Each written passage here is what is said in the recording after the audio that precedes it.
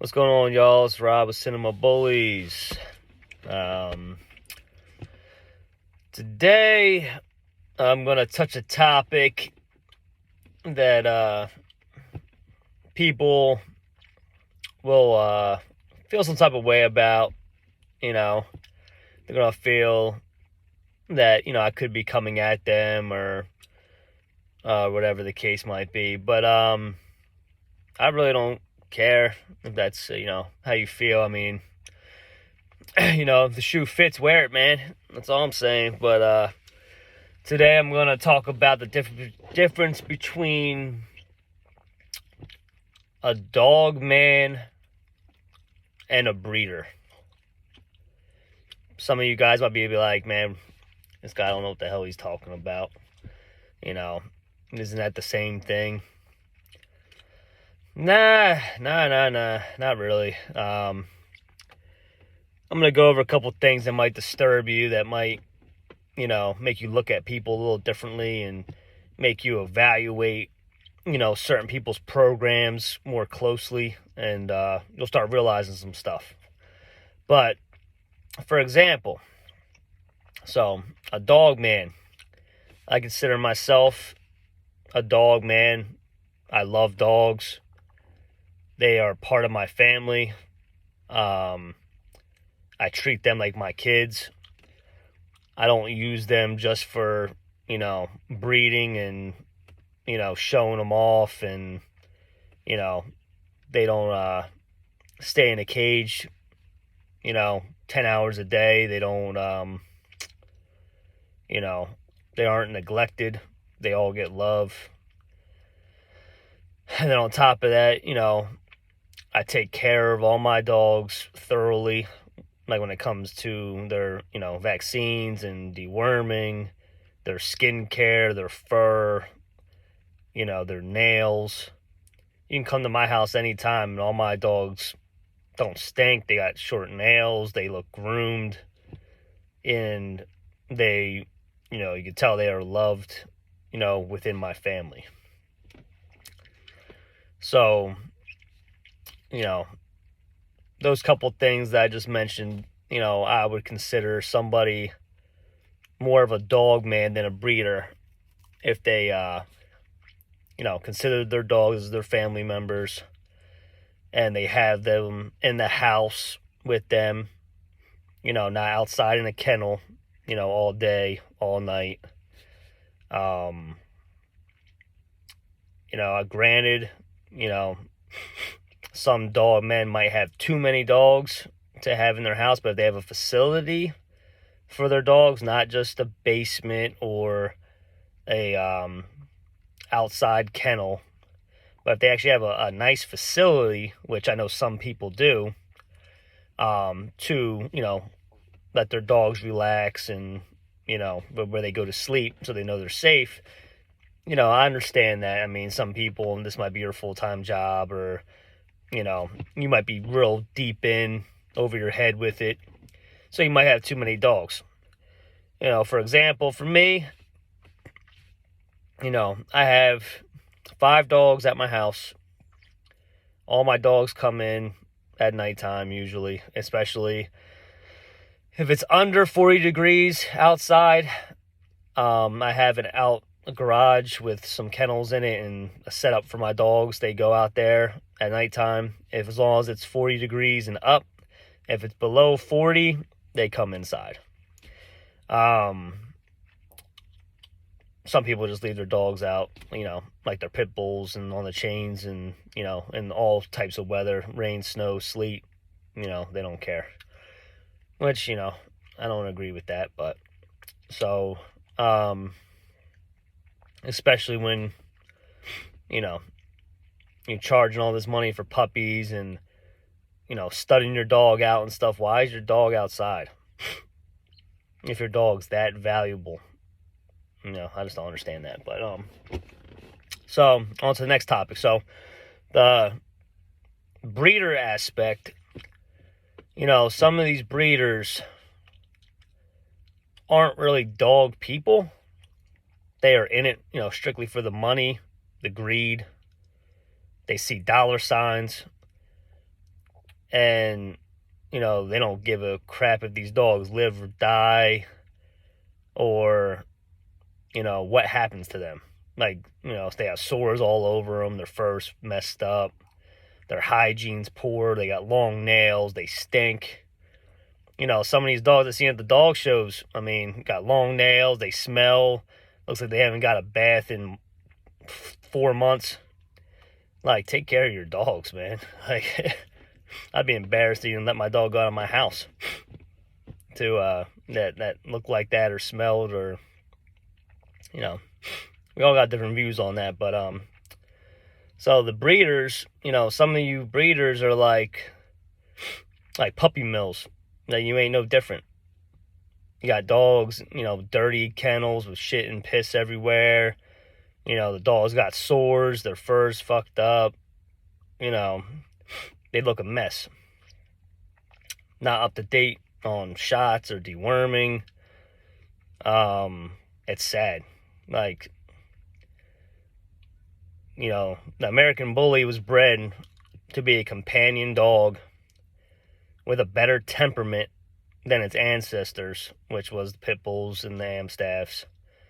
And obviously they have other stuff in there. Bulldog traits, bulldogs, different types of bulldogs. But they bred them for that reason.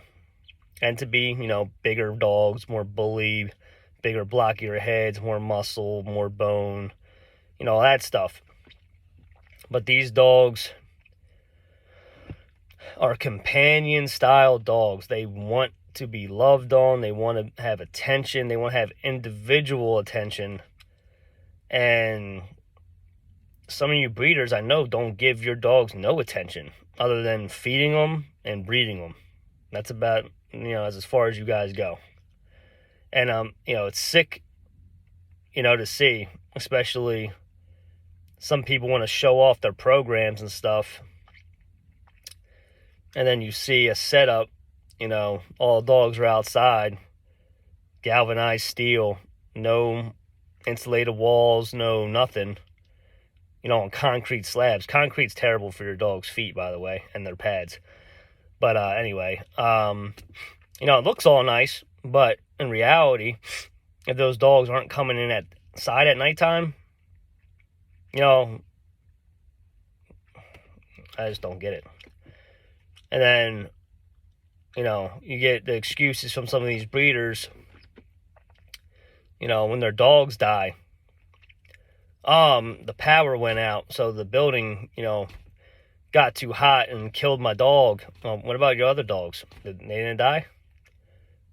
Because they got more. So, just the one died. Okay. So your best dog died, but all your other ones lived. Okay. Instead of telling the real story, they never do. So that's when you ask yourself, was this guy blowing smoke up my ass? Like, the dog had a problem, whatever the case might be. You weren't taking care of the dog correctly. You left the dog out. You let the dog overwork itself. Some of these dogs die from being bred too much, and their heart just can't take it, and then they wonder why the dogs die after a breeding, because they get so overworked that their heart can't take it, their body can't take it, whatever the case might be. So and then you have some of these breeders that don't have dogs really at their houses. They pet home them, don't see them for months on end, don't care if they're alive or dead, and that's not right either. You gotta realize when you pet home or co-own these dogs, they're going to most likely a family home, and those dogs are treated as family. So you gotta have some sympathy or empathy when these dogs die. It's sad, because it's like your kid dying to some people, or most people, I should say, that actually care about their dogs. And then, not to mention, then you have some people that, do bad business and take it out on the dogs. I've had somebody tell me, because I had bad business with somebody, told me to kill the whole litter and drop it off at his house. I was like, what? Why would I kill some puppies? That blew my mind. I couldn't believe that person said that to me. That's a very heartless thing to do. I mean, no matter how bad the business was, why would you kill some puppies? And I'm not gonna name drop, but some of these people you look up to in this community, these so-called dog guys, breeders, etc., are real pieces of work. So make sure you see the difference between a dog man and a breeder. Dog men have pictures of these dogs in their houses with their kids, with their family, laying on their couch, goofy videos of them. Their hygiene is good. I mean, the dogs are taken care of. They look taken care of. They're not in kennels all day. Like, if you came to my house, I have a 25-foot by 100-foot run for my dogs. And then they have their little kennel area in my garage. And then they come in my house. So the only time they go out in the garage is if I'm busy with family or at work, or if they're dirty and they need baths, and then I have to bathe, 2 at a time, 3 at a time. I usually do all of them at once, just so they're, nobody's left out, and I just get them all done. And then I would go out in my garage, vacuum, mop the whole garage, clean it up, smells good, looks good.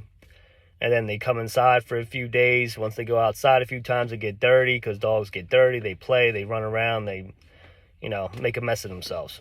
So, and then I got to repeat the process. That's why I give my dogs minimum 2 baths a month, sometimes every 10 days, so I can keep them inside as much as I can and let them be a part of my family like they're supposed to be. So, like I said, I mean, if you love the breed and you're in it for the breed and not just greed and money, which are the same thing. I mean, anything to do with greed has to do with money for the most part. But, look at these people's facilities. Look at how they treat their dogs. See if they have pictures of their dogs with their family other than just stack shots of them. Like, that's cool. Your dog looks great, but, how's your dog with your family? Do you guys love your dog? Do you guys, lay on the couch with them and watch movies and feed them popcorn and shit?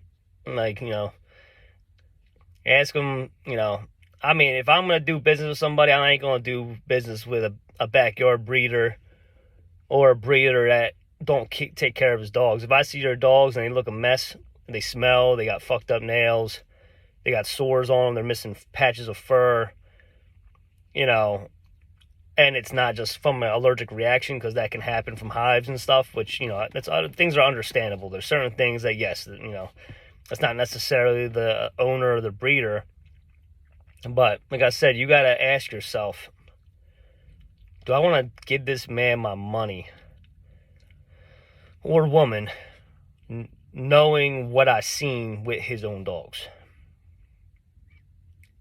Because if he's not investing that money back into his dogs and his program and the upkeep of his, business or, hobby, whatever the case might be, then you might want to reevaluate, who you get dogs from and who you help support. Because then a lot of these people you support don't give 2 shits about you.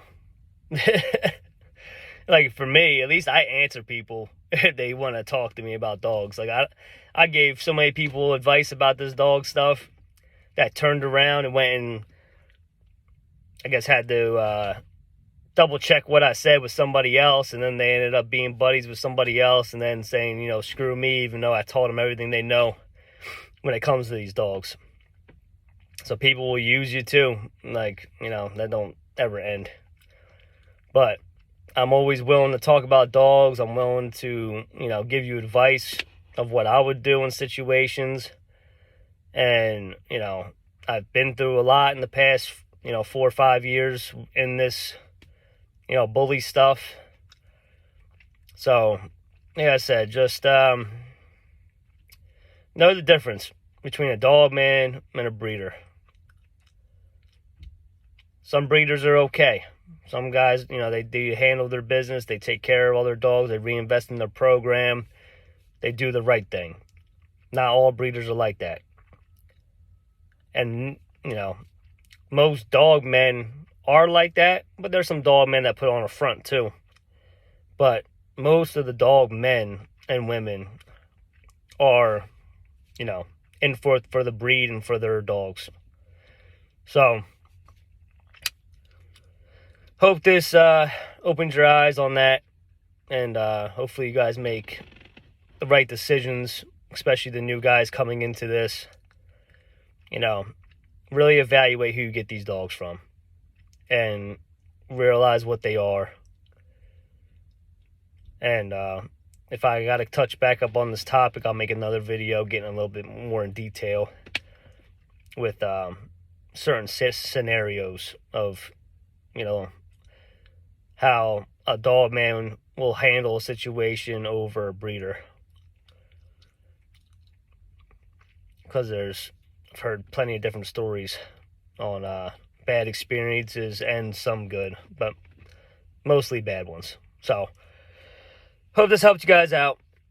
And got any comments, questions, concerns, you know, drop them below. Like, share, comment, and let me know what you guys think. All right, later.